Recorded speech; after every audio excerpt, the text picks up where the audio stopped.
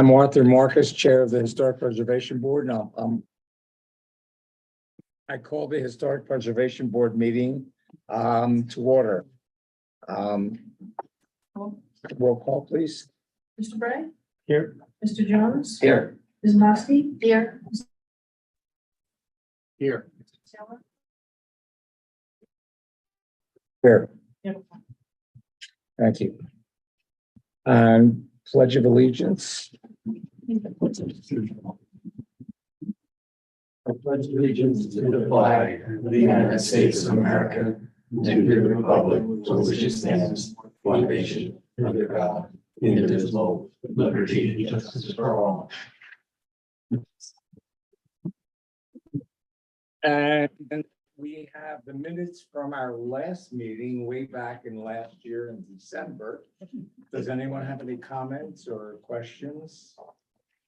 Would anyone like to make a motion to approve the minutes? I'd like to approve the minutes. Is there a second? Second. Seconded. All in favor? Aye. Opposed? The motion carries. The minutes are approved. Next, we want to swear in anyone who was planning to speak at the meeting today of the public. And I'll leave that to the city attorney then. Hi, I'm Sarah. If you're going to talk to the board today, can you please stand and raise your right hand? Do you swear or affirm to tell the truth, the whole truth, and nothing but the truth? Thank you. And we'll start with the first agenda item, which is case number UDPHP 24001, 311 Southwest 14th Way. Thank you. This property is located in Sailboat Bend Historic District. Was originally part of a larger property known as 301 Southwest 14th Way. It has subsequently been subdivided into several lots. During the time that Mr. Wilkin lived in the property, he designed and permitted a 10 by 10 foot wooden structure, which is basically categorized as a shed in 1988. And 16 by 16 foot accessory structure was also designed in 2011. And then the swimming pool was installed in 2002. So these structures are non-contributing, and the applicant is requesting demolition and removal of the structure from the site. Under the staff finds that the application for the COA for demolition under case number UDPHP 24001 located at 311 Southwest 14th Way meets the criteria as outlined in section 47-24.11.D3CI of the ULDR and meets the criteria as outlined in sections 47-24.11 D4 of the ULDR. The following conditions for COA for demolition are provided as consideration by the HPB if the application is to be approved. That number one, the demolition of the structures or swimming pools shall not negatively impact properties within the historic district, and protection from construction debris and construction equipment shall be provided as necessary. Number two, the property is located in an archaeologically significant zone. No archaeological deposits are anticipated within the subject property. However, if archaeological materials or features are discovered, then work in the vicinity of the discovery shall stop and the city shall be notified immediately to coordinate the discovery. If unmarked human remains are encountered, then excavation in the vicinity of the find shall halt immediately, and the archaeologist shall alert the city's historic preservation staff to coordinate the discovery and take measures to implement chapters 872.05 Florida statute as it pertains to discovery of unmarked human remains. And finally, number three, the application is subject to the approval by building, zoning, and all ULDR requirements, including landscaping. Thank you. Are there any disclosures from the board on this property? We'll just go around. None? None. Okay, thank you. In that case, we'd like to hear from representative for this issue? Hello, my name is Kurt Fredlin, the property owner. I'm not sure what to add. Here for questions, if you have any, or if I can help with your decision process, please let me know. Okay, thank you. Is there anyone else who wanted to speak on this issue? Okay. If that's the case, we'll open it up to board discussion. Any comments, or questions for the applicant? It's my understanding that this application has come before the board or similar one before with the beginning home that was on the lot. Yes. And is that the plan to move that beginning house to one of the lots that have designated, or what's happening with the beginning structure at this point? Yeah, good question. So, we applied for a variance to keep the beginning home where it's located versus moving it. We have to keep it open as a meeting. Oh, Thank sorry. you. Yeah. By keeping it there was a number of factors that went into it. One, it's nested into the mangroves, and trying to get it out of there is, it's gonna be a challenge that we didn't realize when we got into discussions. I know we had an actual mover come out, start to look at how they were gonna get it out of there in one piece. It was just unpractical. So the Board of Adjustments made the lot sizes accommodating your needs for Yeah, the we further made some development. size adjustments, allow us to continue to build, but we need a lot width variance. Okay, so the demolition of these structures is based on retaining that current house with just removing those elements. Right, it's maintaining the existing bigamy home and removing the other accessory structures. One other question to back up onto this is, are you planning to renovate and update the beginning home?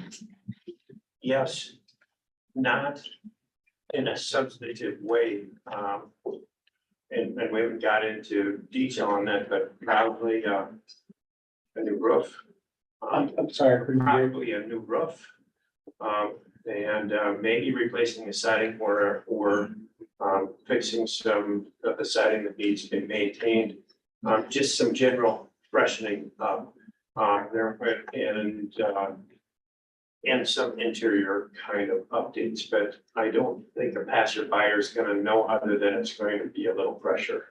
Understood. So you're basically doing the architectural and structural work on the home. And so is there any, We are planning to add a two-car, a detached garage. okay, That's maybe the biggest, but we're setting it off to the side so that, in keeping the height, at a point where it's, consistent with the existing home. Yes, and one last we question. haven't made that application yet, though. Okay. One last question would be, is there any protection for the house once you sell it to someone who may do whatever they want with it, but are they allowed to tear it down? I don't know, I know the answer to that question. I think they would have to come back to the board at a minimum, but maybe there's protection. Yes. I'm not certain.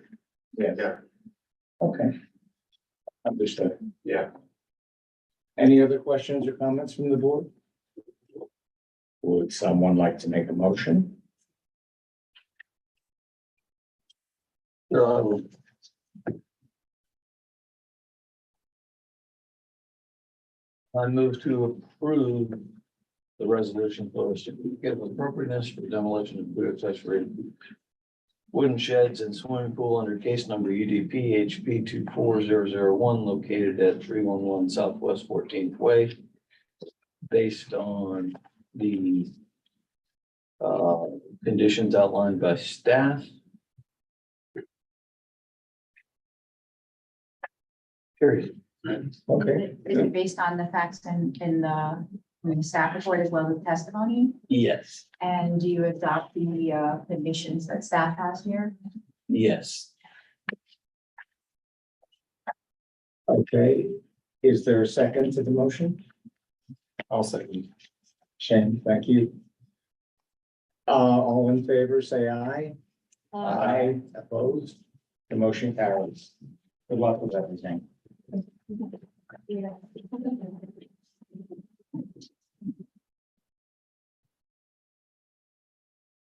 And our agenda item number 2 is UTP HP 24002, the Stranahan House located at 335 Southeast Sixth Avenue. Are there any disclosures for this? No? No. I've been there before. It's been before it's been before the board also. With that, is someone speaking on behalf of this project? Oh, would you want to hear from the staff first or? Oh, yes, we would like to hear from you. Thank you. That's because we reviewed the order of the agenda before. But this is an amendment to the certificate of appropriateness application that was previously issued in 2021 for the construction of a welcome center in addition to the existing administration building and some site work. So this amendment is to adjust some of that approval that was done at that time. So there are a couple of main points that they're asking for approval on at this time. One is the addition of several ramps and railings that are located throughout the site and are indicated on the site plan. The railings would match existing railings that are located on the site, so it would blend in with the environment. Few modifications to the welcome center are proposed, which would include the removal of a covered overhang that was previously included on the east side of the structure, and then placement of 2 separate overhangs kind of in the same location, but it does modify the appearance, and that is faced towards the street. And then they're also asking for modifications to the administration building and education center, which is really just some switching of some doors in that location. That's a new building on the site, and it really doesn't affect the historic structure. And then the brand new item that they're asking to include is an entrance archway that would frame a pedestrian gate that kind of faces out towards Las Olas, but is set back into a plaza area. So it really draw attention to the site so that visitors could know where they could come into the Stranahan House property. The materials that they would use on that would match the materials that they are incorporating into kind of a, what would you call it? It's the columns for the pavilion, yes. So there's some columns there, so they would match the material to that. So in conclusion, staff finds that the application for a COA for major alteration under case number UDP-HP 24002, located at 335 Northeast Sixth Avenue, meets the criteria as outlined in section 47-2411, D3CI of the ULDR, and meets the criteria as outlined in section 47-2411, D3CII of the ULDR, and meets the criteria as outlined in section 47-2411, D3CII of the ULDR. And there is one condition that's proposed for the board's consideration if this application is to be approved. And that is that all conditions of the previously approved certificate of appropriateness, which are outlined on the first page of the staff report, from case UDP-HP 21005 remain in effect. Thank you. So, Now, that's- thank you. My name is Steve Buckley. I'm on the board of the Stranahan House. Yes, You want me to- sure. We'll be formal. Okay. You're being important anyway. My name is Steve Buckley. I'm on the board of the Stranahan House, and I was here back in April of 2021 when you approved the larger plan. And really, we're not doing anything to the house, so just make that clear. We are only changing the elevation, the windows and the doors on the welcome center and on the administration building. We're extending that, but we're not changing the footprint from anything that we had approved before.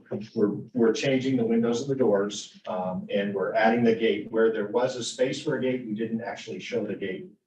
We have the gate diagram for you there. And the railings and the ramps, they were there. We didn't identify them clearly enough. So they are to meet FEMA and ADA requirements.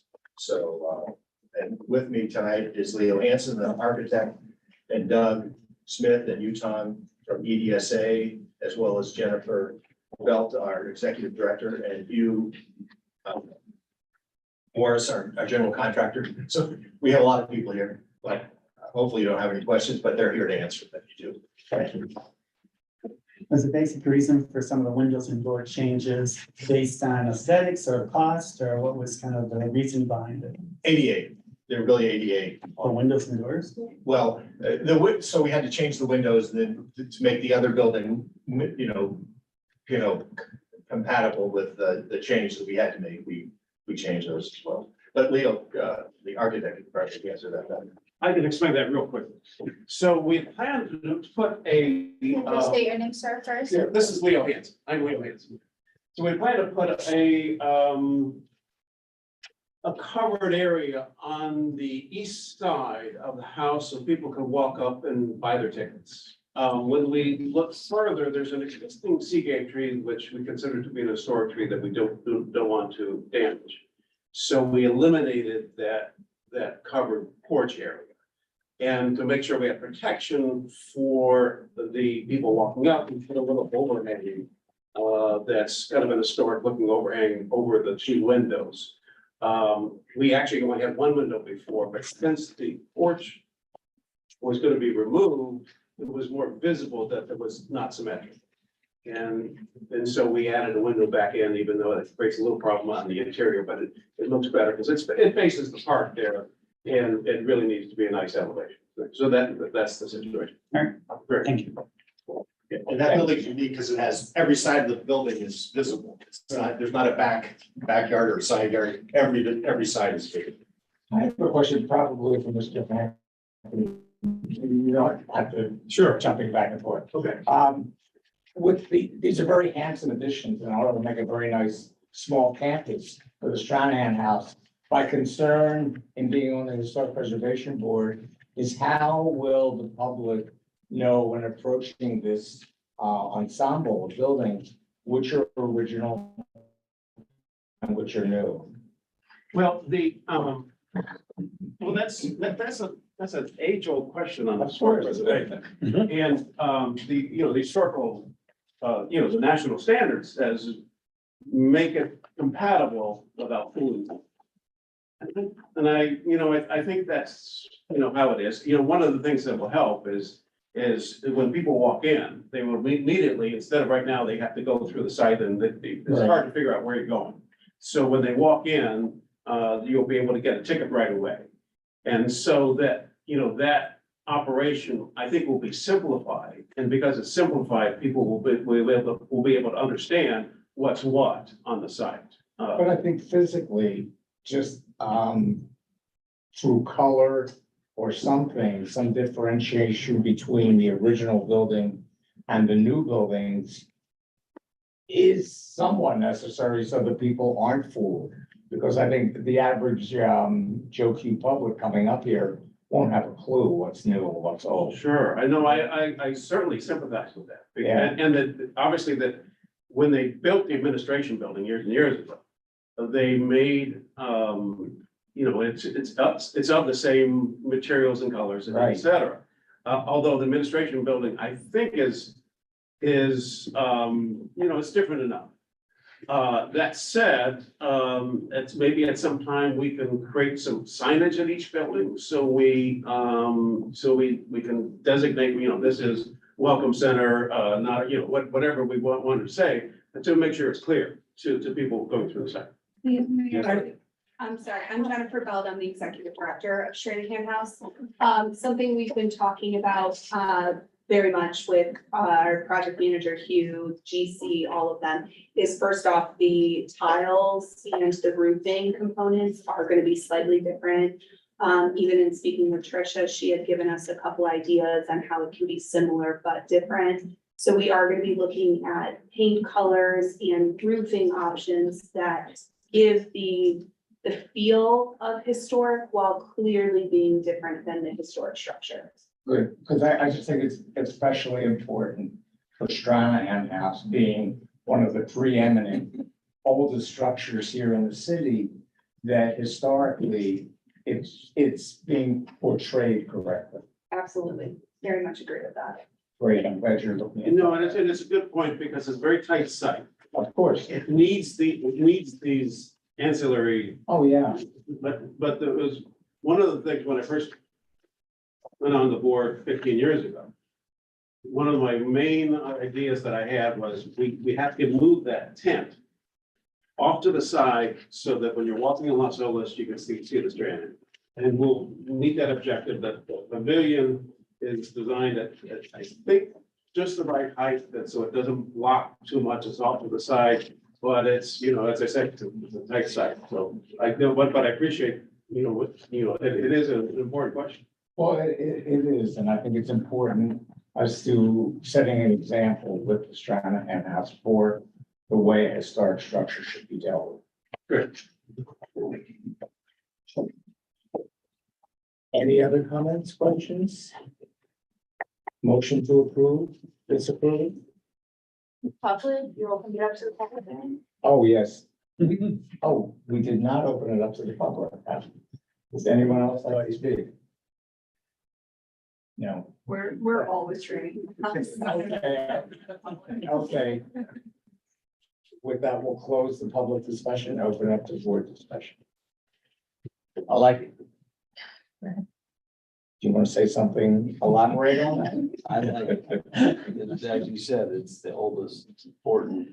I like the group that's here tonight talking about it. I like the package that very well describes it. So Okay, I'd like to see more of it.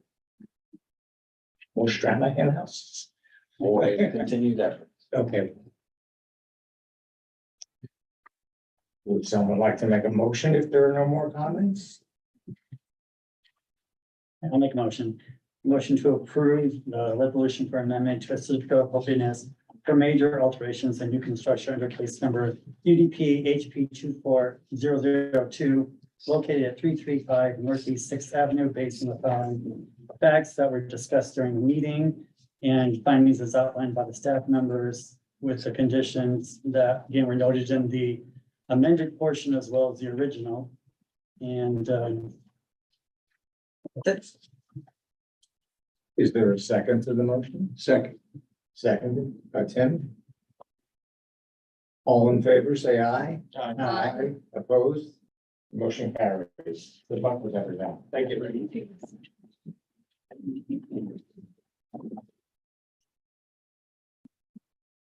And as our next item, does anyone have anything, communication to the city commission? If not, we'll just go on to the good of the city of Fort Lauderdale. And Tricia, I know you want to speak about the strategic plan. Yeah, just at the end of your packet, you should have received kind of a couple page document, which is a 2023 progress report on the strategic historic preservation plan. And for our new historic preservation board members, we did go through a process a couple of years ago where we got a consultant to do a strategic historic preservation plan for us. It is available on our website, the whole thing. There's also a link within the document to that report where we went out to the community, we asked for feedback, we did community surveys, we did some one-on-one stakeholder meetings. But the consultant prepared this report, worked very closely with the city to prepare it. And we just want to make sure, like, each year we're kind of revisiting it and just reporting back on the progress being made on different elements. So the first couple of pages in it are touching on specific goals and action items that have been addressed or there's work in progress on. And then the final pages is kind of just like a big overview of all the action items that are outlined in the report. And if it hasn't updated, if it's not started, if it's planned to start, so it kind of gives that snapshot. And I apologize for the formatting because I kind of got it bled over on the third page there. But you're welcome to read through it. If you have any questions for me, I can answer it. Yeah. I have one question. Uh-huh. As I'm reading through here, one of my pet peeves, so to speak, has been, and I've raised this a number of times already, has been the recognition of mid-century modern buildings in Fort Lauderdale. And there's a list, and I can't think of the, how you title it, of architectural resources or potential architectural, So something that is reported on is our progress for the citywide architectural resource survey. And that's something that's ongoing. Right. The intent is to survey the entire city. And we're applying for grants every year to do 1 or 2 neighborhoods. And they will vary in time period. But we did focus on areas that have the highest concentration of the oldest buildings first. So to date, I think we've done we've completed 16 different Wow. neighborhoods, and then we just started a survey of 2 more neighborhoods. So we're continuously chipping away at it. just to get an idea, done 16 and you're starting 2 more, how many would encompass the entire city? I need to actually Just calculate that. I mean, curious, maybe yeah. like there's, I don't know, I'd have to look, Okay. but say like 40 or 50 neighborhood associations. We're Okay. basically going around by neighborhood association, taking a look at whether, like if there's a concentration of buildings that were built like over 50 years old and prioritizing them that way. So this year, we're working on Dorsey River Bend and South Middle River and Middle River Terrace. And so we're taking a look at those neighborhoods. There are a lot of mid-century, like Yeah. late 1940s, early 1950s structures within both neighborhoods. And then we applied for a grant, which we wouldn't know if we receive it or not until July of this year, for Coral Ridge, which also has a lot of mid-century items in it and would probably touch on some of the properties that are along US 1 Right, in that corridor. So okay, that's little by what little, you'll be starting. yeah, and all of the reports that we've done are available on our website. We also have an interactive story map that is live where you can look at the map and see what's been surveyed and identified as potentially eligible. Either as a, So a when you district. mark a building as potentially eligible, and I remember seeing that as I read through some of the earlier reports. What happens with it? Does it go on a list? Is it shelved until the whole city is done? well, it does go on, it goes within the report and then it's highlighted within this interactive story map. And then it's shared with each neighborhood as it's completed. Last year we did Rio Vista and Riverside Park. Rio Vista actually asked us to come out and do a presentation to their civic association. So I went there and talked about the report and the history that was discovered, because it does develop a historic context for each neighborhood too. And I think a lot of people really enjoy reading about the history of their neighborhood. And then it highlights the properties that could be eligible for designation. So those properties, like the property owner themselves could come forward and say, oh, I'd like to designate my property and go through that process. And then we have a couple other forms where people can initiate the designation application. So obviously the Historic Preservation Board is one of those avenues where you can make a motion to initiate a designation application. And that basically signals to staff, prepare the designation application and bring it back to the board for further review. And we've had discussions like that before, what that means, where I think the board has made motions to ask the property owner to come in and have a conversation about, are you interested in designation and what that would entail? And on some applications, the board has moved forward on like the Castro convertible. Yeah. Which, while you mentioning it, what's happening with that? Right now, it's scheduled for the first city commission meeting in April. Oh, it doesn't have to come back to us. No, it has already come back to the. Would you let me know when it will be scheduled? Oh, that's it. Sometime in the first city commission.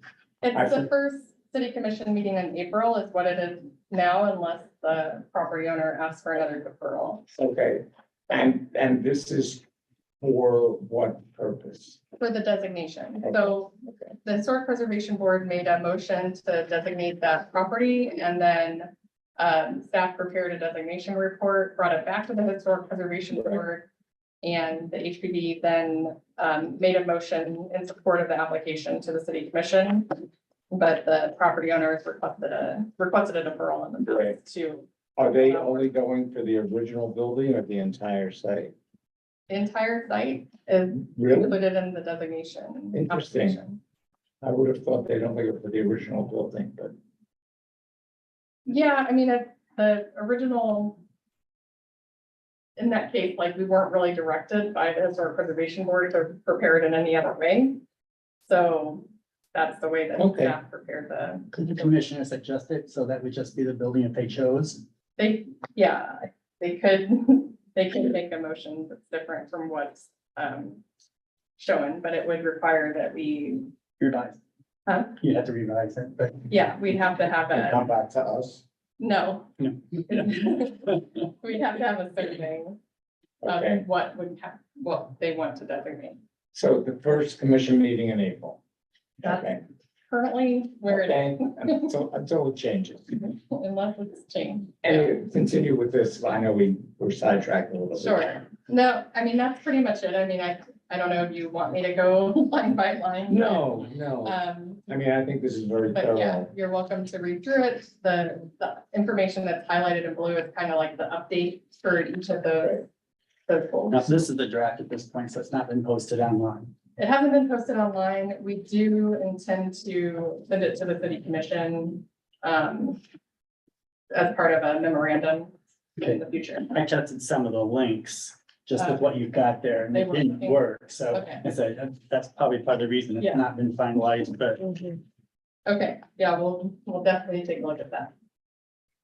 Tricia, I had a question just on the first goal, because it Uh-huh. jumps out. I remember everyone bringing this up as a priority when I think we discussed it and after we polled, but when I went to the links as well, like you finally get to this disaster planning for preservation checklist after you go through the action on the progress report.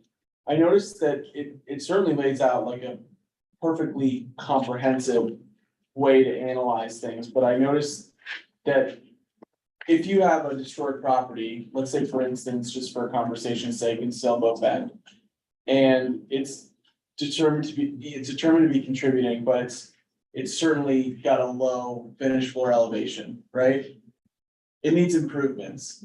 Where does that leave the owner when, let's say, someone's gonna purchase it, they know it's historic, they know it's contributing, they want to renovate it, but they're at this crossroad with how that can be done logistically because a lender isn't willing to lend on it because it's at a certain elevation, or the siding's in such bad disrepair that they can't get wind to work through a 4-point, even if, let's say, the roof was replaced 10 years ago.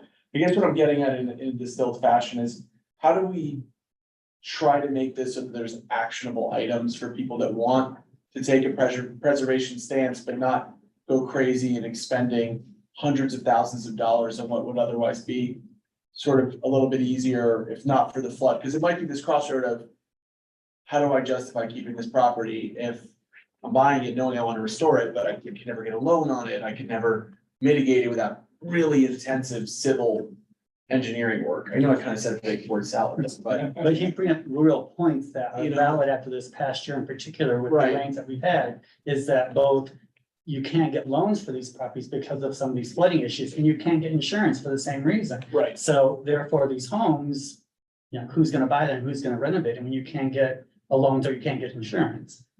Yeah, I mean, I can't answer Yeah. that question because I'm just not an expert in some of those areas, but there are exemptions in place for properties that are within flood zones. Okay. For like the type of improvements that they would have to make for code. And then I have from guidance from the state before been told that there's that you can contact the state insurance yeah. and talk to them about the situation. But the flood zone's a qualifier in order for an exemption to be applicable. Like, for example, in Sailboat Bend, what part of the area is the flood zone in there? What's Some of it is, but the problem becomes though, as soon as you make a change, then you've got to meet requirements for everything. So you've got to elevate the house Yeah, to current standards. right. And at what point are we elevating the homes to be consistent to the neighborhood? Are you doing it so that it's, 5 feet, or do you doing it so it's 8 feet, so people can walk under it, park their car under it and do different things? So again, you have a consistency within a neighborhood. Yeah, we don't have design guidelines for the elevation just yet. I mean, really, you would target to meet your flood zone plus some. But there are federal guidelines for, how you could sensitively elevate the property, like how you can make it blend in with the environment a little bit better. We did have an application a few months ago that came in about, they were requesting to elevate their structure. And they, we talked about like color differentiation, even though we don't mandate color, but like for the bottom part to blend in a little bit more.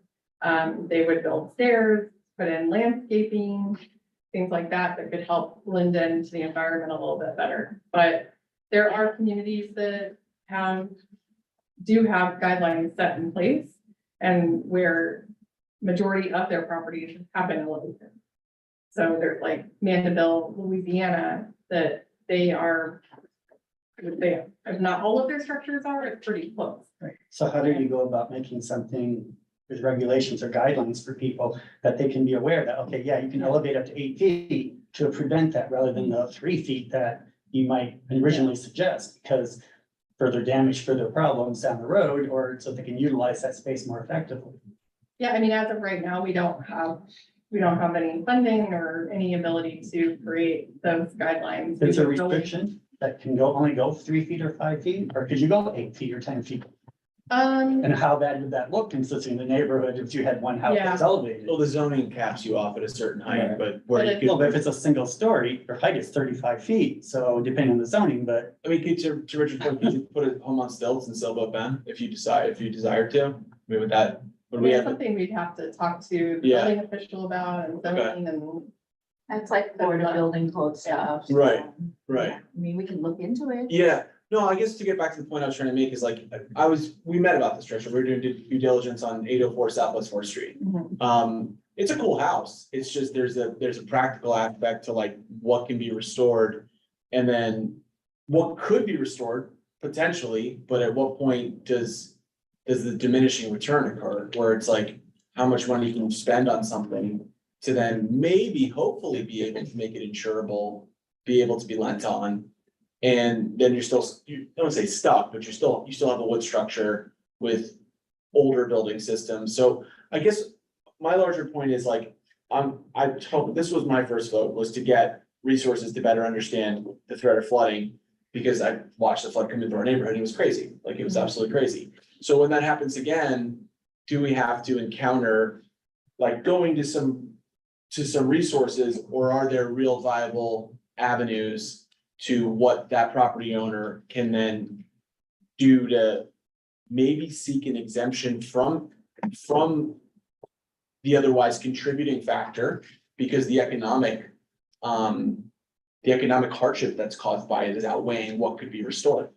I think that's what Richard and I are kind of going back and forth on distilling, like, at what point does it become almost unachievable to try to restore a structure that is sitting? almost I've been trying to push to bring in flood issue things like the drainage or Right, seawalls type of thing, because this is Yeah. the one neighborhood that you're required of being Exactly. restricted to do things. And exactly. there's always been a pushback from the city of like, oh, there's other neighborhoods that are priority. Well, of course, there's a lot of areas that are priority, Right. but But they there's don't also have the same restricted, restrictions. exactly. And they're not gonna come in and do civil engineering, like they shouldn't, that's not the city's job, to come in and engineer private property, right?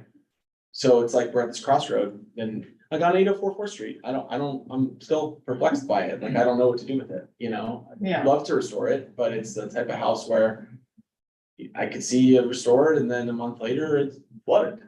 Mhm. That would really be frustrating, Yeah, I mean, there's a lot of guidance out there as Yeah. far as like how you can flood-proof a property without elevating it and try to, deter water from entering into the home. Yeah, other than elevation, if that's not the Yeah. path that the property owner wanted to go down. And then, like I said, there are exemptions through FEMA and the Florida Building Code if the property is in a flood zone. And Like when you say that though, just so I'm clear on it, exemptions for what part of, for meeting the building code and I got you, on the then we rest. of it. already have exemptions through the zoning code if you are designated historic. But it still doesn't help with insurance. Or, because they won't be insured in that. Yeah, I mean, I think the insurance question is across the board, for sure. right? It's not No just question. unique to historic property. So that's a large question Yeah, and I don't have a good answer. yeah. What? In a perfect world, Richard. You have nobody in your way. What do you do to your house? What do you do to this house to make it worth the investment? Does it get lifted up in the air and you do all that work? In a perfect world, the city finds something similar to what Delray Beach has found, where we could take these homes and put them on a site where they could be appreciated in the future. And get municipality use from them in a way where they would then be slabbed or reset so that they're not gone. To a completely new location, New out of the location, flood zone. but they're used for purposes that make sense. Okay, And that they're, and I'm not saying that's for every structure, but for ones that really have significant contributing value. And maybe you shouldn't use that word, but for some that would qualify to make, that makes sense, and maybe there's a private-public partnership with who pays for that. But to answer your question, I think the structure that would struggle to meet a lot of the criteria that would pass the building department's requirements today would need to be demolished. And So would need to be rebuilt, and the individual that owns that house is praying that there's never going to be a flood, because if there is, he's probably going to end up tearing, just letting the house. at best flood to It'll maybe fall 2 or into the 3 ground because he can't afford to repair it. Can't live up to the conditions that are set forth that haven't changed yet. And no one else is there to help him. So it is tough. Well, the only street that I'm aware of in Seville Bend that has street drainage with curbs is West Los Olas. All the other streets, there's no curbs, there's no road drainage, so it's up to the homeowners to figure out how to prevent water coming into their property. Big time. And their association, do they have discussions about that? We have, I mean, it's a huge task, millions and millions of dollars. Yep. Okay. but that's across the city, so it's Okay. not, you know, a problem just in this area, it's just. a No, I'm fact that just there- curious, you know. Historic structures. When we talk about preservation, what are we doing to preserve it? And if it's beyond our reach economically, then we're just sitting on things waiting for the terrible thing to happen that we have no control over, and then what? Well, the worst case is the deferred aspect to just punt on it, not do anything, let it decay. Then it's just abandoned and it becomes horrible. Yeah. No, that- but we see what continue, we've already has seen, it's like the homes are having problems with flooding and then they decay and they have rot and mold and other issues and people want to demo them. So that's why they're here asking for these applications.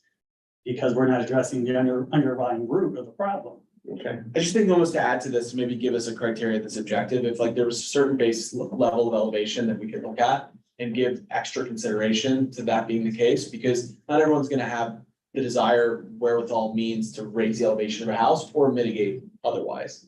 So I don't know, just a thought, and not just to Silva Bend, but to any historic property that's deemed to be contributing. Maybe there's a qualifying criteria of what base elevation needs to be met in order for it to be not, you know, sort of like it gets an exception. That's the exemption. If it's under a certain, the finished floor elevation is below 4 feet. To tell someone you need to rebuild this house and you can't go because the staff doesn't find that it meets the criteria for demolition. I just find that the objective criteria that is tough to swallow and creates more issues than we want to admit. Because it's happening every day. And the concern I brought before is there are opportunities within statutes that can tap into the CIP, Community Improvement Programs, or the CRA, Community Redevelopment Authority, to have some of the funding to help out with some of these projects and some of the things to really make the historic communities stand out and really be a sign that the city really does value historic preservation. So let me ask a question here. Isn't it the federal agencies that enforce how high you have to build up? What do you mean? Team for new construction. Yeah. Yeah. But as soon as you renovate your property, that's when the FEMA standards come into play. Right. But the city could also go through and curb new street drains if they wanted to do that. Well, that's a whole I different was looking issue. at the sewer And outlets that's the other my point, day. yes. Yeah. Getting funding So, for those, So it's we're like, making a priority. it's tough. So is that a recommendation to our commission and a commissioner to adopt, get the funding to preserve the sailboat bend area right at this point from the potential flooding that would literally, obviously, writing's on the wall. Wouldn't a request like this best come from Sailboat Bend? I'm There sorry. was a communication. Okay, Ruth, go ahead. There was a communication that was sent by the board, was it at the December meeting or at the November meeting? About, no, it's the November meeting, about Sailboat Bend and doing, like a, Revitalization like we did in Hemmershey. yeah, so like to kind of take a look at what's going on in the neighborhood, like what the priorities are, to initiate more of a master plan effort. Richard came to the city commission conference meeting, was beginning of January. Yeah. 9th, yeah. And to talk about that with the commission, they did ask us to look into doing something. And then we did meet with the Civic Association representatives a few weeks ago as well. And we're looking into initiating basically a visioning plan, which would be similar to what we're working on with him or she, just to get public input and summarize what direction the neighborhood would like to go in. Plans like this, well, that would be an initial step, and then potentially that leads into a larger plan. And then that is used to actually figure out how we can move forward with some projects. It's But- my understanding that because of budgeting and planning issues, that even as we bring them up and we make a communication to the city, they are aware of some of the comments that we've made and requested, but it will take years before that is implemented. Get the funding out, kind of stuff. Wow. Yeah, and there are things that are in play as well. I think there was a project on Argyle.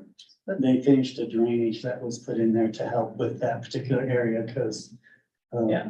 water was so saturated and trees were falling over.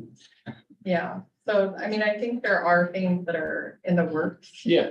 And then, you know, this process, this initial process could identify what those things are, like in one central location, so everyone's aware. And then also understand, you know, what the priorities are for the neighborhood. Yeah. Moving forward, what would they like to see most? Just think we gotta wait topography because it gets forgotten about quite a bit, and I'm pretty familiar with how low lying some of those areas are. So are you And- asking what height building should be raised to? No, I mean, I'm just speaking generally. I mean, that's one item, but I'm speaking more so like, so the goal is increase resilience of historic resources to better withstand the threat of flooding and climate related disasters. So like, I'll leave wind out of it for a moment, just flooding, right? Increase the resilience of historic resources. So what does that mean? Like, where are we gonna break that down word by word? So we're trying to say, well, how are we gonna make homes stronger, more resilient towards the elements of weather, right? And maybe I'm misinterpreting it, but that's the way I'm reading it, understanding it. And I'm getting at, well, how do you really do that in reality? And I'm trying to buy a property that has a home that's contributing, but is at such a low elevation with such difficult condition at the time. I mean, it has central air, less than that. It's basically a building from the 40s. The roof is from 2011. Okay. But then the siding is all but gone, but it's like, it becomes very difficult to justify, and I've had multiple lenders tell me, no way, multiple insurance companies tell me, yeah, we'll insure it if you could do X, Y, Z. And at what point does the equation kind of make sense? That's what I'm getting at, you know, how do we really, I would love to keep it. It would be an awesome property to keep. I just don't know how to do it because at some point the deals have to pencil, the math needs to make sense. And it's tough to invest into something that has such a high risk threshold of like potentially being gone in an overnight storm. If we have a perfect king tide with even a 6-inch rain, it doesn't even have to be a named storm. So that's what I'm just trying to understand is what are we actually trying to implement? If we have that charge as a board to really put resources at work, not like, I'm talking in a preventative way, preemptively, but like if in a year I bought this property in a month and then in a year from now, something happens and then I'm going back to a resource guide and it doesn't really have a ton of avenue for me to resolve my issue, I'm frustrated. That's why I'm trying to just kind of have the conversation openly, maybe get ahead of it before the next big event. And see if like, for example, would there be an exemption for someone like myself or someone in a similar situation with the property that I just described? Where they could come and say, I want to do it, trust me, but here's why it doesn't make sense. I would appreciate if the contributing could be weighed against the fact that I'd like to build new construction and here's why.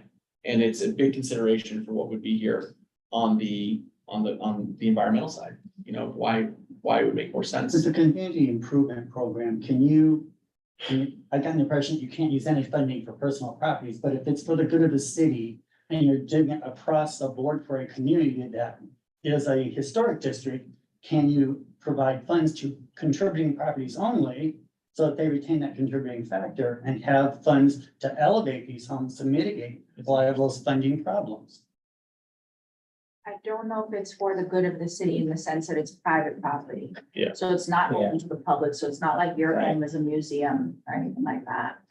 But if you're emphasizing this as a historic district, it is for the good of the city, because otherwise, why are you having this district of I some like the idea of a historic district, that's great, but the issue is that your personal property is yours and yours alone, so it's not a public property, it's not. Yep. I mean, when you buy your property, you don't think that it's gonna be open to the public. Public But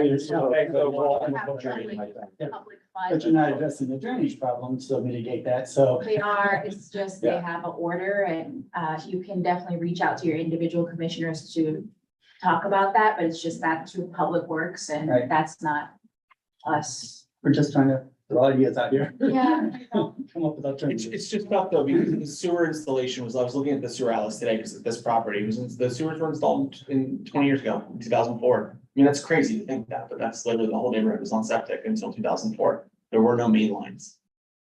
I mean, if that doesn't set a theme to what will happen on a utility basis. And even then, private property owners were required to pay for the cost. They It were. wasn't like the city. But I'm saying even then, it's only been 20 years and they fell, I think, to some degree, short on what the drainage plan should have been. Because now there's a drain on West Los Olas. There's like 6 streets in each other direction. Yeah. So, I don't know.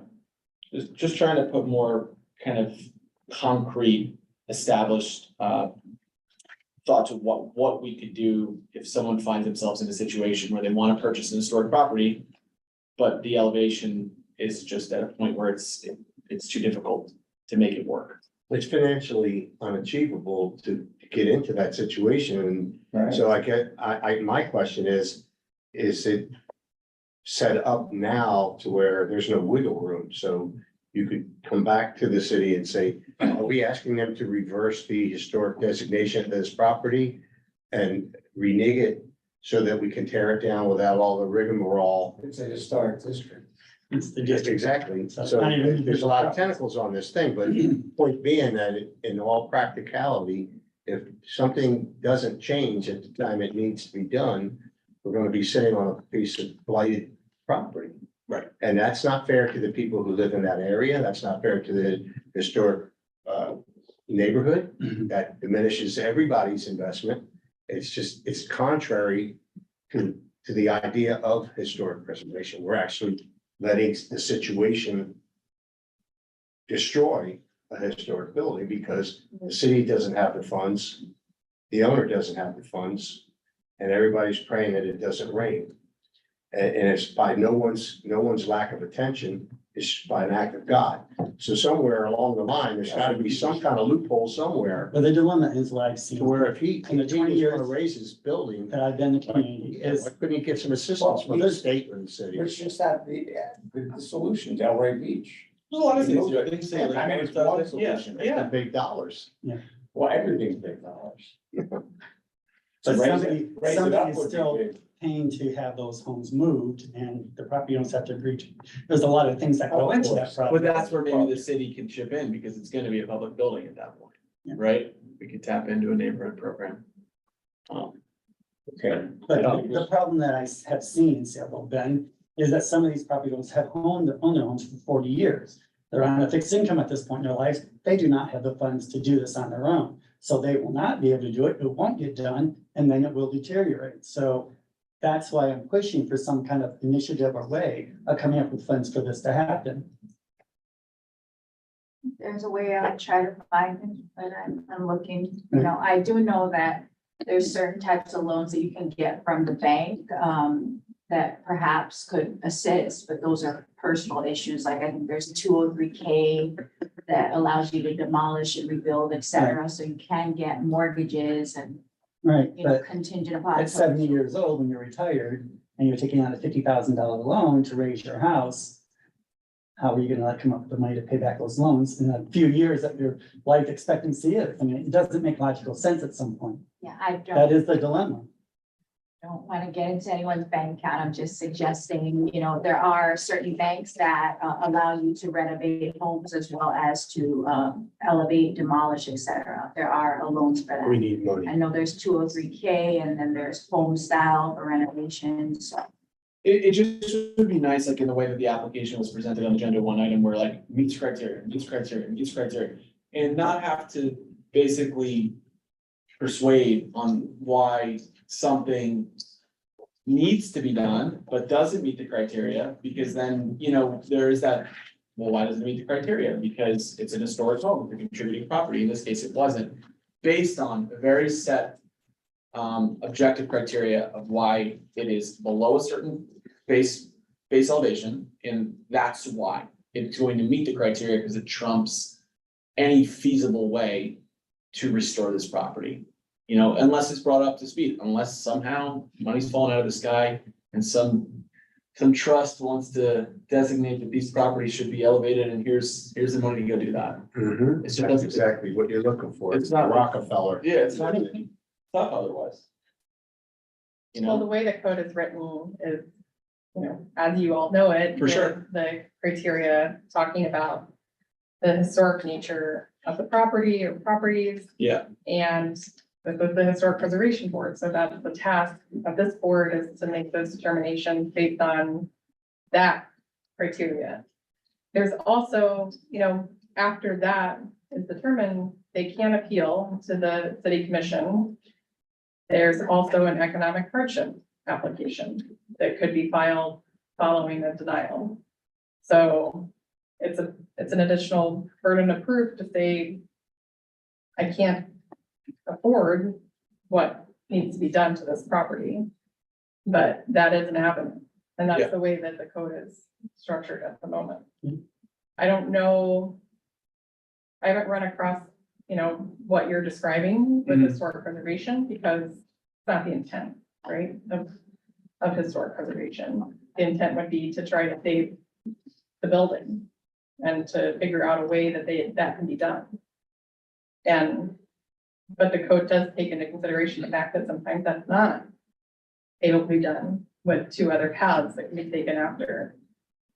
But I just think as a general district premise, it sort of takes away from the aesthetic of the district if blighted properties continue to accrue, continue to be there and don't get improved because they get stuck and people get scared of the paperwork and they get scared of the application process. I've gotten more familiar with a certain area in Sailboat Bend in the last month. I was shocked how many properties seem to be kind of, I want to say abandoned, but they looked pretty. The alive. alternative I brought up Indeed. before was Yeah, to change some of the zoning for mixed use, so they're income producing property. Yeah. Once you become income producing properties, Changes you everything. can get loans, you can get funding, Yeah. and you can do different things that allow you to adjust some of those things or help in that manner. Yeah. But the way it is as residential properties, you have so many limitations. And I think that's where it circles back to the neighborhood association of Yes. Sailboat Bend to You get can't do around. that. Planning and zoning board changes all that. Yeah, I mean, you have they to would go to petition them and ask for that. Yeah. Not, this board's not Right. really charged with that responsibility, but the idea of someone going to the planning and zoning and saying, look, we need some help here. There's some darkness on the horizon. And if we don't do this, this is the result that's going to happen. And let's talk. And Richard makes some really wonderful points. It's time for a change, as painful as it may be. That's my opinion. Amen. Richard, did you have anything more to, review? No, we did. We had another communication on that same city commission conference about the TDRs and TDR program, so. We're kind of looking into some strategies and then we'll, come back to it. Will that come back to this board? If there is a code change that's proposed, then it would come back to this board for review. Otherwise, it goes right to the commission. I mean, some things may not require, a code change per se. Okay, Well, we usually bring stuff to you guys. It's not required, but we usually do, so. no, you do, We'll- yeah. Yeah, if there's like an additional change that's taking place, sure, Do you know what's going on with the fund that we got for, funding we got for the South Bend? History that's being told is they're Yeah, looking to hire someone yet, or what's? yeah, we did receive the grant. We've been trying to obtain a consultant for the work since October. And we haven't had a successful bidder on the project. This is the grant that we received. through- This is for what? I couldn't hear what Richard was saying. We requested an application be presented to state of Florida for funding to get the records and the files for South Bend to really get the history told of the district. Oh, okay, okay. Yeah, so, we're working on still getting a consultant, but potentially we might have to just proceed with part of the scope of work because of just the inability to find someone that's qualified and within the budget that we have with the grant money. And those records are still at the fire station.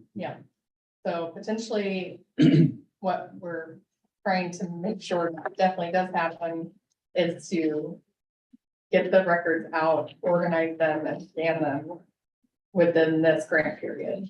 Before another flood in town. Well, they are up here, so they shouldn't, hopefully wouldn't be flooded, but, Fire station looks great. yeah, It really does. yeah, Those doors are nice, the new garage doors. Did a good job. yeah, no, really great. Now, the Dorsey River Bend that you're looking to do the archaeological, the survey on. You've got note about the Black community. Is that part of that strategy too, to look at telling the history and bringing that maybe as potential district or just individual buildings? Well,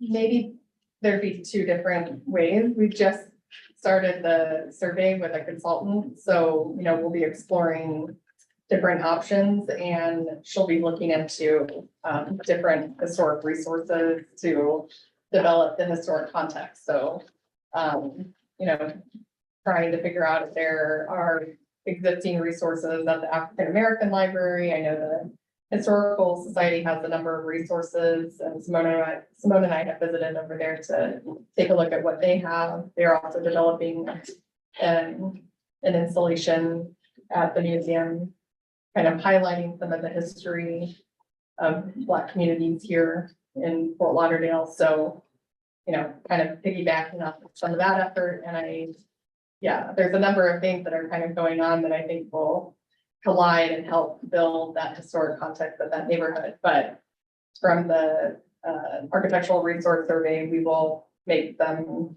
findings as far as like, are there additional properties that could be designated either architecturally or culturally, and the same for districts. but probably not neighborhood, the whole neighborhood. Because it seemed like the District 3 commissioner was encouraging that work. And I know that driving down, like Sistrum, you do see the notation that it's a historic area as well as Victoria Park, but that they don't have a designation. Right, yeah, so, you know, we'll be having further discussions and figuring out what we can do there.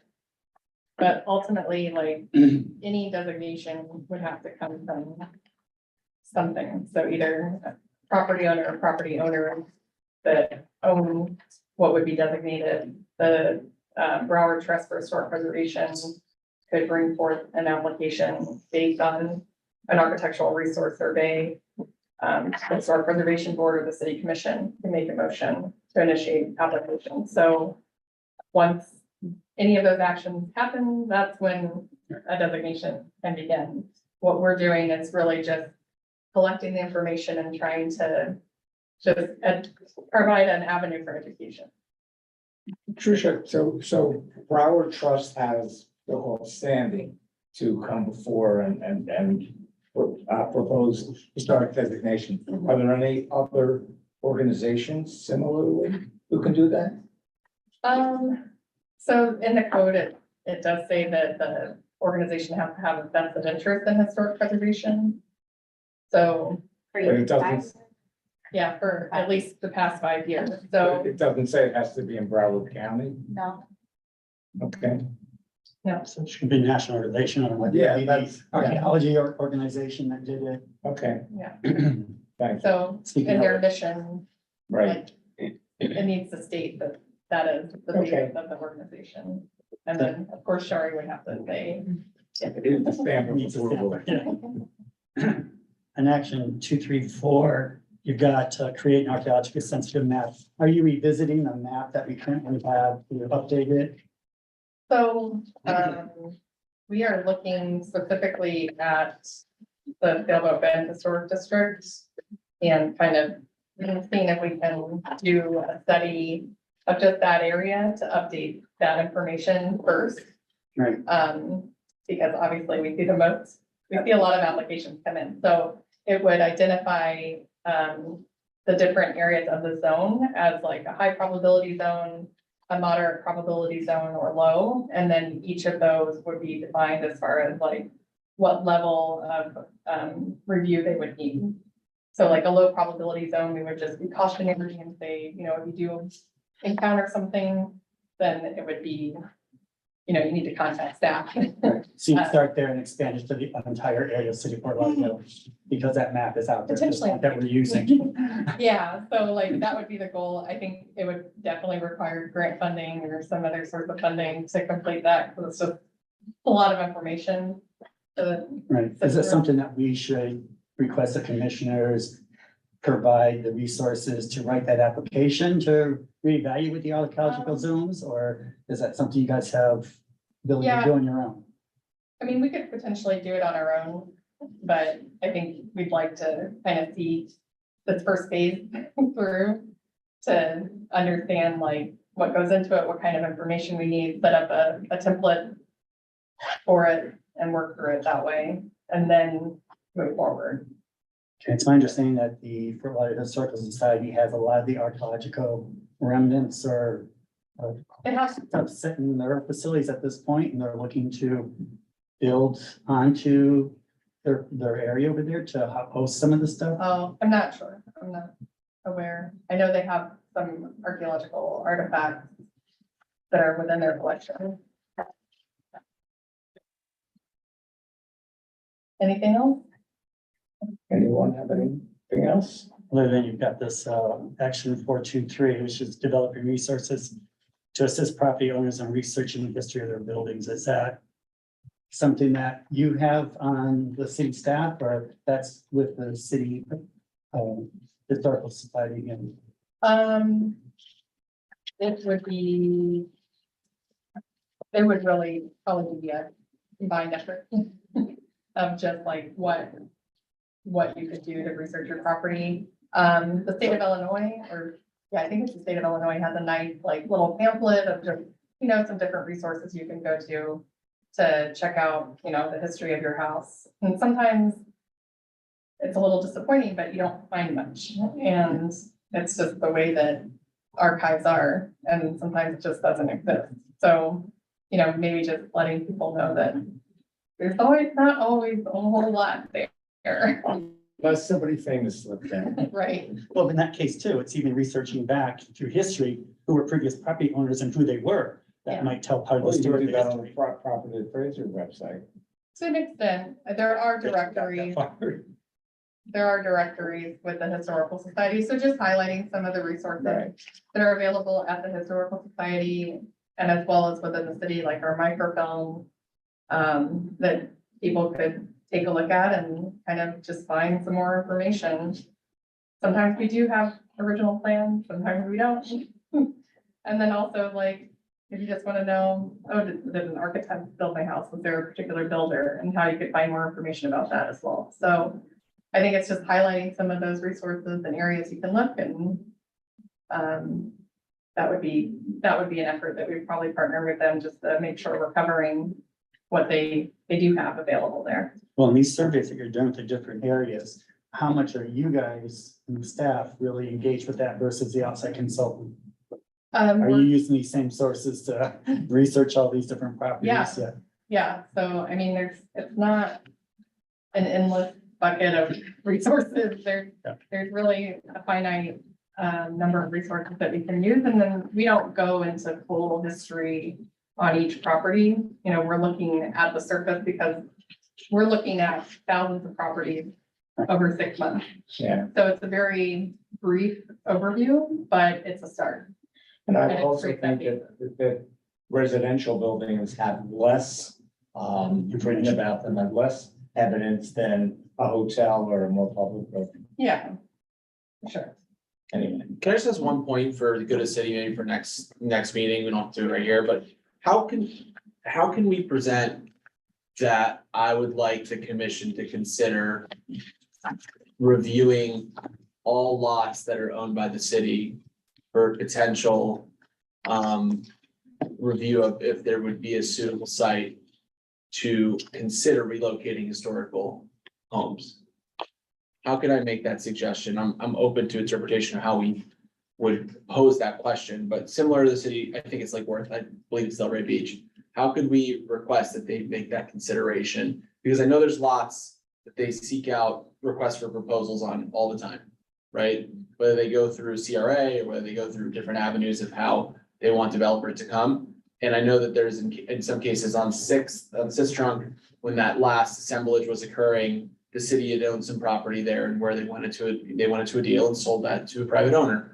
How could we present to the city that we'd like to see this idea stop being floated around a round table on an occasional Monday night, once or twice a year, but to take it to the next step? Do we just put that into a communication? You can put it into a communication, but just something to consider is Mhm. that there may be a reason why the city is selling that property, and with the historic properties come the responsibility for maintenance, and that will come out of the Yeah. city's budget. So we would have to be prepared to spend that money to maintain all of those homes. Well, That's happened with the Shippey House. It moved into the H1 district, and the Oliver House moved into the Seville Bend area. So they were not the original locations. what if we, I'll take it a step further. What if we put it in a district and then allow that to become an office or something else for proposed small business where the city's certainly welcome to go lease that or go do something with it later? then you have to change the zone. Why do you change the zoning? You need to just find a lot, find 1 acre, start with an acre, start with a half an acre, take 3 or 4 structures. I mean, that could be a planned development that's got its own little special use. I just don't know why that's not up for consideration. There's a ton of vacant land that's still around. I would And- say that, you know, doing what you're describing is Yeah. not something that historic preservation likes. And that relocation of properties is something that goes against the criteria for designation on the National Register. It's not something that's really thought of as like an ideal solution to create this historic home park. Then why do cities do it? What? Then why do other cities do it? I don't know. But it, heard of it. I'm assuming you're referring to Sunday, I never. the location in Delray Beach. Yes, Yeah, well, a lot of those are necessarily moved. A lot of those were originally in that area, but Okay. they did move other properties, like I just said, we did in Seville Bend with the Right. Shippey House and Oliver House. So, but those were moved into existing districts in our area situation, and that when they did move some of the homes into that area to create the sense of history in that one area. Okay, so what if we did it in Sailboat Bend? What if they put a request for proposal to move it into Sailboat Bend You could, and then consolidate it? which is kind of what is ideal. Yeah, Yeah, but so, but it's like, it's finding vacant lots at this point where you can Okay. move some of these homes from other areas of the city. yeah, well, some of the homes are all of 800 square feet, so you could get them, An Yeah. example of today was like the Bigginy House, right, moving that to another location. Right. You know, so he could develop other lots, in which he did in this case. yeah, It's kind of like, really, my preference was he moved it and developed other lots, which isn't any of what he did. But it's taking some of these other homes and moving into those vacant lots, which there are not very many left in Seville Bend, but yeah. so Tricia, it would be a lot more in conformance with what standards you'd want to apply if that district, if that lot, that area of land was in Sailboat Bend, then it would be a lot more in line with what the standards would be. Like the Bark property is an example. It's county owned, it's not city owned, but that's a large plot of land within the Right. district that could be utilized to move some of these homes that are potential demolition. That- Yeah, I mean, we That- do have a section of our code that talks about relocation Mm-hmm. and there's criteria that is related to that. We only had, we've only had one application since I've been here that requested it and it was on the same parcel. Okay. And so that's some relatively easy in that case Yeah. because it was also a secondary structure. Yeah. But when you look at the National Register bulletins and look at the criteria, it talks about location, it talks about context, and taking it out of that kind of destroys some of that association Got it. with the place. So it's not the first ideal solution. It's not something that we would look to as like, this is something that would be like a preferred option, but we also haven't, we haven't been tasked with exploring. Yeah. Who owns the Bark properties? The county that owns it? Yeah. Which they've explored swapping out for Yeah. other city-owned land, but Okay. I don't think there's been any resolution on that subject matter. Well, they're certainly there- leasing it at this point to the city. Yeah, right. Yeah. Yeah, just, there's nothing preventing you from doing a motion. Right. So we could always explore any idea that you Yeah. have, It just kind of runs in tandem to the point I was making regarding objective one.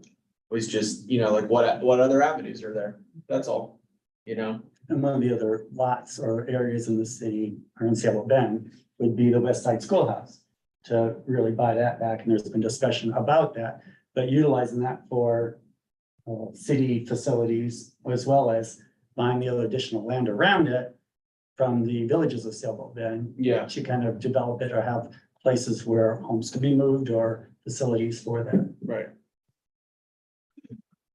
Just seems better than asking, people to restore it to the ground. Get back to what I was going to, I'm not gonna go down that hole again, but In December, we talked about transfer development rights and we asked the city we would just approve that in the minutes. To optimize that program, or figure out how to optimize that program. It seems like in a situation like what you're describing, is that would be a great, if that program were optimized, then a homeowner could put it out there that, I want to sell my development rights, and then that money could then be used to do the renovation or raise the property or something like that. So that's one. fair point. But if you're raising the property and you're selling those air rights above it, you're mitigating some of those additional funds that you're making on elevation. Yeah, and I don't know what the limits are. I can And maybe what raising areas it. would you have over a one-story home? Well, Yeah. 35 feet is the height, so. And I have no idea how much somebody could get for Yeah. one, say, 900 square foot single family home. Yeah. Is it 10,000, 50,000? I mean, but still, that's one of the, I'm just raising that because that's in the minutes of Right, good. what was approved in Yep. December. To look at. Those are two great sites though, that you mentioned.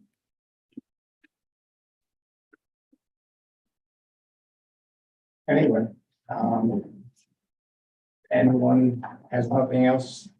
Anyone have anything else to add? If not, we'll entertain a motion to adjourn. I motion that we adjourn. I'll second. There's a second. We adjourn. Thank you. Thank you. Thank you. Thank you.